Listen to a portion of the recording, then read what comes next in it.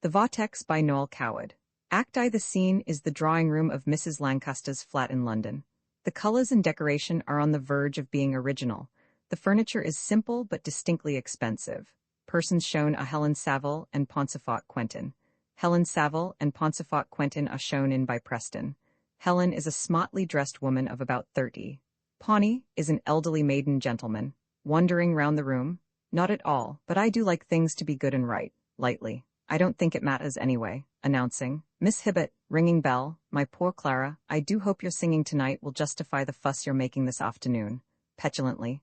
My dear, I've got to rehearse. I don't know a word. Shaking hands. How are you? Ringing bell. It's never too early for a cocktail. Sitting up, I really do feel most peculiar. To Tom, thank you, Angel. Flicking her handkerchief. It is good, isn't it? Taking it. Thank you so much. You are sweet, Florence. A fan gives me such a feeling of security when I'm singing modern stuff. Preston goes out. I must rush now, laughing.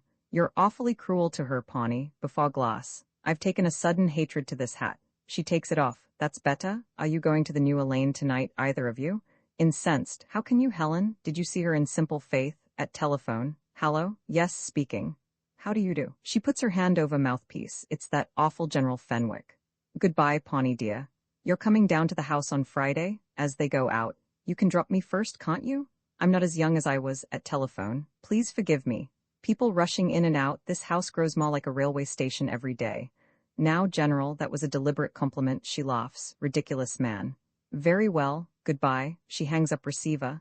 My God, 10 for dreariness. Taking a cigarette. Tom will let you down, complacently. He adores me, worships me. He's never seen anyone like me before in his life. I'm something strange, exotic, kissing her. You're a divine creature, Florence, basking. Am I? The telephone rings. Hallo? Yes, speaking, to Helen in a whisper. It's Inez Zulietta. I never went to her recital. Inez, darling, I never recognized your voice. Didn't you get my note? It was absolutely true. I was in agony. Inez, don't be angry. If you only knew how I longed for the sound of your wonderful, wonderful voice. Darling. Inez, don't be so cruel. Tomorrow, then. She hangs up receiver. I do wish Inez wasn't so persistent, suddenly furious. Oh, I wonder why we're such friends. We're so opposite. You don't understand me a bit. I used to think you did, but you've been different lately, unsympathetic. Smiling. No, it isn't that. Outraged. Helen. There is suddenly heard a violent knocking at the front door. What on earth is that? Holding photograph away from him and scrutinizing it through half-closed eyes. Now that one really is enchanting, they've got your hair beautifully. Oh yes, my dear, it's perfect, complacently. It is good. She's sweet, Madam Henderson. She simply won't hear of my paying for these. She says it's quite sufficient to be allowed to exhibit them in the window. As they dance. I'm sorry you've rode. I rather liked her. Delighted. Nicky, my boy, kissing him. Hallo, father, realizing parental responsibility. It's an awful shock, you know, with determination. I shall be charming to her, with a touch of real feeling.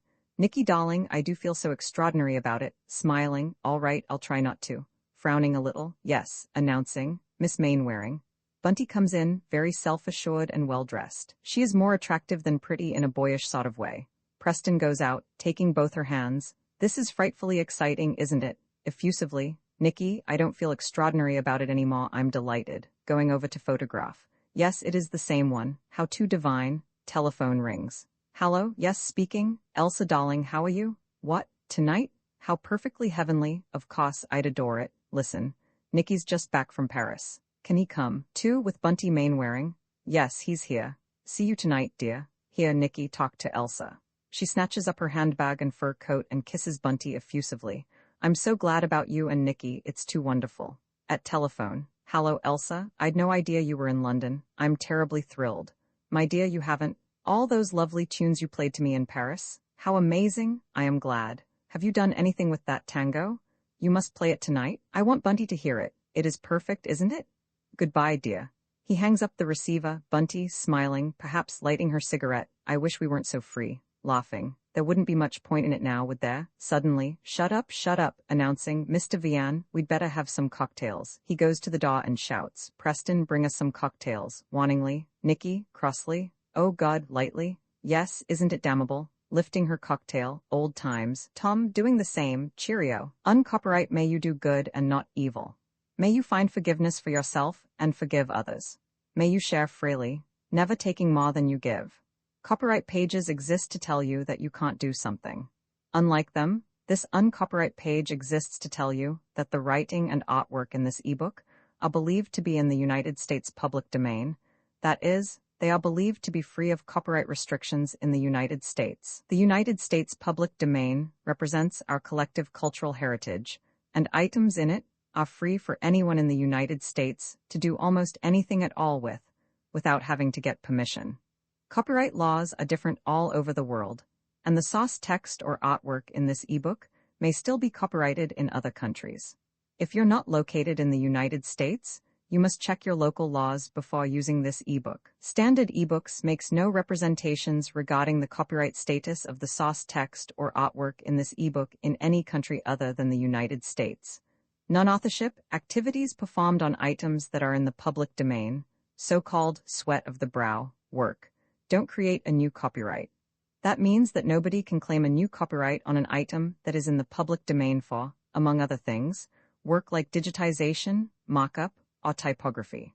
Regardless, the contributors to this ebook release their contributions under the terms in the CC 01.0 Universal Public Domain dedication, thus dedicating to the worldwide public domain all of the work they've done on this ebook, including but not limited to metadata, the title page, imprint, colophon, this uncopyright, and any changes or enhancements to, or mock-up on, the original text and artwork. This dedication doesn't change the copyright status of the source text or artwork.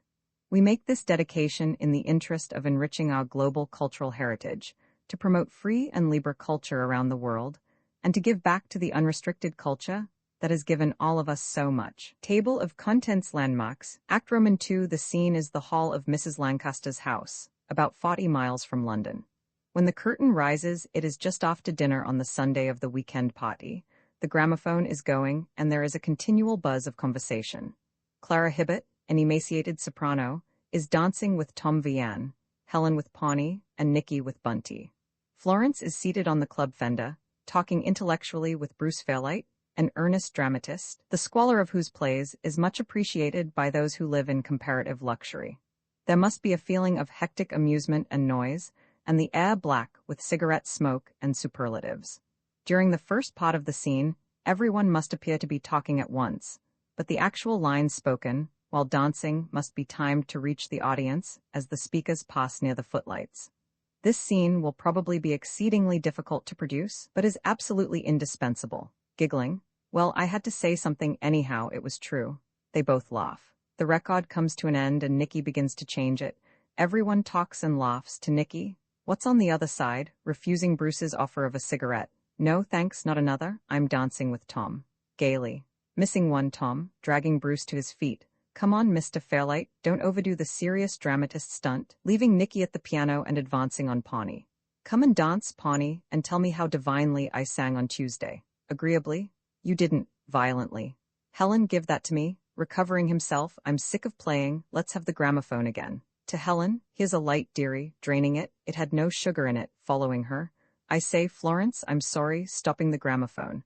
What was that divine game we played coming back from Paris, Helen? Looking at Tom. I can't play it, nonplussed. Oh, holding out her hands. Tom sitting next to her on the club fender. That's a lovely dress, a trifle coldly. Oh, well, never mind, we'll go some other night. He goes out. Florence sits still for a moment, then she wearily buries her face in her hands, and to Nicky, going to her. What's the matter, darling? Striking a note viciously. Who cares nowadays? We've all got a right to our opinions, getting up angrily. Oh God, taking a cigarette and lighting it. You haven't been engaged before, lightly. Don't say that, dear, it's not kind, smiling. It is difficult for you, isn't it? Laughing. Oh, Helen, aren't you a darling? Forcing a laugh. You're being terribly funny, aren't you? Suddenly with intense feeling. Nicky, don't resist me, don't fight me. I'm your friend. I wouldn't have said a word if I weren't. You've got to stop it. You haven't gone very far yet. There's still time. For God's sake, listen to reason. Smiling, you must be used to that by now. Still playing, all right. Rising, I'm unappreciated. That's what it is. There is a slight pause. He goes over to her. I say, Bunty, hardening. Oh, I see, with vehemence. You're hopeless, hopeless, hopeless, coldly. Everything? Vehemently. Yes, everything. Don't be a beast, Bunty. Just try to see her point a little, even if you do dislike her. She is terribly silly about being young, I know, but she's been used to so much admiration and flattery and everything always, she feels she sort of can't give it up. You do see that, don't you? And she hasn't really anything in the least comforting to fall back upon. She's not clever, real kind of brain cleverness. And father's no good, and I'm no good, and all the time she's wanting life to be as it was instead of as it is. There's no harm in her anywhere. She's just young inside. Can't you imagine the utter foulness of growing old? Especially if you've been lovely and attractive like she was. The beautiful Flo Lancaster. She used to be known as that. I can remember her when I was quite small, coming up to say good night to me, looking too perfectly radiant for words. And she used to come to the school, too, sometimes, and everyone used to go mad over her, and I used to get frightfully proud and excited, politely. Can you? Bunty lights another cigarette and, kicking off her shoes, perches on the club fender and proceeds to warm her feet at the fire. Enter Clara Hibbett, weakly. I thought you'd like it. Looking at Bunty, I'll play I Love You, such a romantic tune. Confidentially. Do you know that in London I can never do more than nibble a piece of thin toast, and whenever I'm away I eat enormously? As she and Helen go upstairs. Tell Tom to bring my milk up to me, somebody. To Bruce as they go upstairs. When you're writing, do your characters grow as you go along? Laughing. Oh, Tom, flummoxed, I say, Bunty, for heaven's sake, shaking him off. Don't, give me my shoes, with a fresh burst of tears. Shut up, Tom, shut up, like a pistol shot. Tom, ominously. What does this mean? Seeing tears on Bunty's face. What's the matter? Is anybody hurt? Ominously. No, not hurt, quietly. Mother, not now, it's all wrong. Control yourself. Bunty, do go to bed, please. She goes off. Nicky never stops playing for a moment, hysterically. You dare to stand there and say that to me? It's incredible, after all I've done for you, after all we've been to each other. Love, you don't know what it means, you've lied to me, all these months. It's contemptible, humiliating. Get out of my sight, turning and going upstairs. Very well. Suddenly realizing that he is gone. Tom, come back. Act Roman 3, the scene is Florence's bedroom the same night. About 2 hours have elapsed. When the curtain rises, Florence is lying face downwards on the bed. She is dressed in a very beautiful but slightly exotic negligee. Helen is standing by the window, fully dressed. She's holding the curtain aside, and a bar of moonlight comes in to mingle with the amber of the dressing table lights. Florence is obviously extremely hysterical.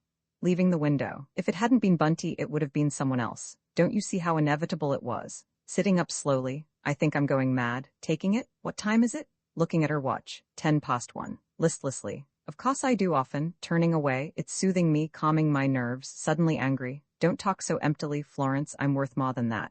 Going to her. Florence, dear, forgive me, but it's true, and I don't want it to be. Becoming motherly. Yes, dear, I know, but you mustn't be miserable about her. She isn't worth it. She goes to kiss him. Gently pushing her away. Don't, Mother, with dead vehemence. Mother, sit down quietly. I'm not going out of this room until I've got everything straight in my mind. Sinking down, almost hypnotized. Nicky, please, I almost shrieking. Nicky, how dare you? Bursting into tears. How do you speak to me like that? Suggest such a thing? I, dropping her voice, terrified. What do you mean? In a whisper. Yes, with her face in her hands. I won't be cross-questioned anymore. I won't, bitterly. Home? That's almost funny. There's no peace anywhere. Nothing but the ceaseless din of trying to be amused. After a pause, going to him. Nicky, don't be angry. Please don't be angry with me. Dully. I don't know what to do. Wildly. How can I have patience with you? You exaggerate everything. Hysterically. What does anything matter, Eva? Pulling herself together. Go out of my room, taking a small gold box from his pocket. Look, dully. Oh my God, what does it matter? Florence suddenly rises and hurls the box out of the window. That doesn't make it any better. Flinging herself on her knees beside him.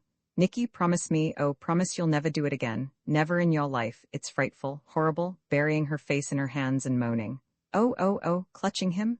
Nicky, almost losing control. Shut up, don't touch me, trying to take him in her arms. Nicky, screaming. Oh, Nicky, sinking onto the end of couch, facing audience. Yes, I promise. The tears are running down her face, sobbing hopelessly. Oh, Mother, staring in front of her. I wish I were dead, desperately.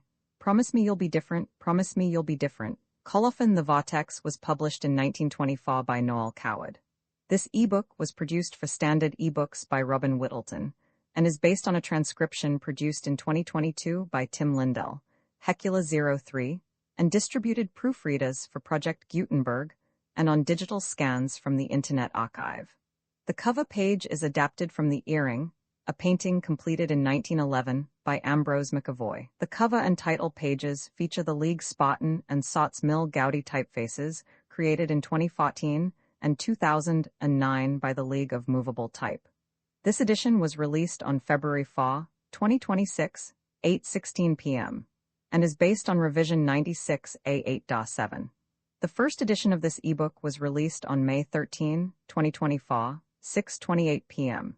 You can check for updates to this ebook, view its revision history, or download it for different e-reading systems at standardbooksorg/ebooks/noelcoward/the Vortex. The volunteer-driven Standard eBooks project relies on readers like you to submit typos, corrections, and other improvements. Anyone can contribute at Standard Booksorg. To G. Calthrop, with a good deal of gratitude, Dramatis Personae Preston Helen Saville, Poncefort Quentin Clara, Hibbert Florence Lancaster Tom, Vianne Nikki Lancaster, David Lancaster Bunty Mainwaring Bruce Fairlight. The Vortex, imprint. This ebook is the product of many hours of hard work by volunteers for Standard ebooks, and builds on the hard work of other literature lovers made possible by the public domain. This particular ebook is based on a transcription from Project Gutenberg and on digital scans from the Internet Archive. The source text and artwork in this ebook are believed to be in the United States public domain. That is, they are believed to be free of copyright restrictions in the United States. They may still be copyrighted in other countries, so users located outside of the United States must check their local laws before using this ebook. The creators of, and contributors to, this ebook dedicate their contributions to the worldwide public domain via the terms in the CC 01.0 Universal Public Domain Dedication. For full license information, see the uncopyright at the end of this ebook. Standard eBooks is a volunteer-driven project that produces ebook editions of public domain literature using modern typography, technology, and editorial standards, and distributes them free of cost. You can download this and other ebooks carefully produced for true book lovers at Standard Booksorg. The Vortex by Noël Coward.